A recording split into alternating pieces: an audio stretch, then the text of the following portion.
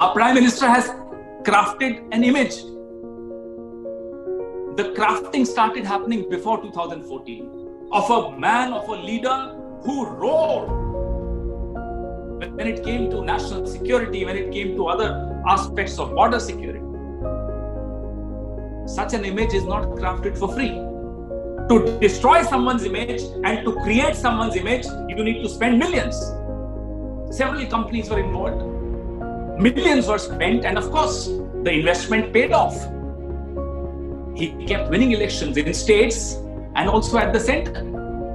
Today, we see the same man running for cover, sitting silently, not uttering a word, not tweeting a single post when it comes to the issue of Chinese incursions on our territory.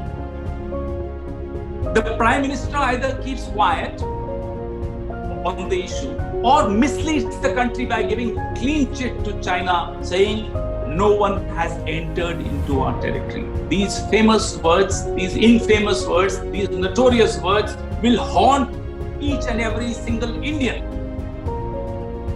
After all, we lost our soldiers, our brave soldiers. These words are not going away in a hurry. So much so that a document that talks of these incursions in Ladakh vanishes from the website of the Ministry of Defense. It is removed within hours of being posted, being uploaded. Of course, most of us have screenshots of that document.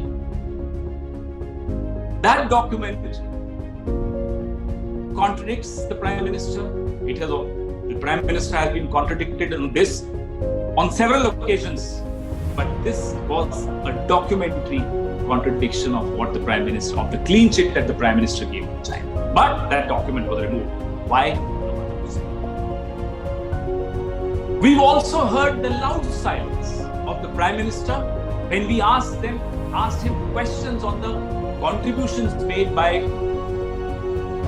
those Chinese companies which have come under a huge question mark. When they made contributions to the PM Cares Fund, silence. No response, no reply by the Prime Minister of India. The country is surprised at the attempts being made by the Prime Minister and his colleagues to intimidate those of us into silence. Those of us who ask him these tough questions, who expect him to protect the boundaries and the borders of our country. Instead of responding to your Raj Dharma, we are only advising you to follow your Raj Dharma. Instead of following our advice, you are trying to intimidate us into silence. I'm sorry, that's not happening.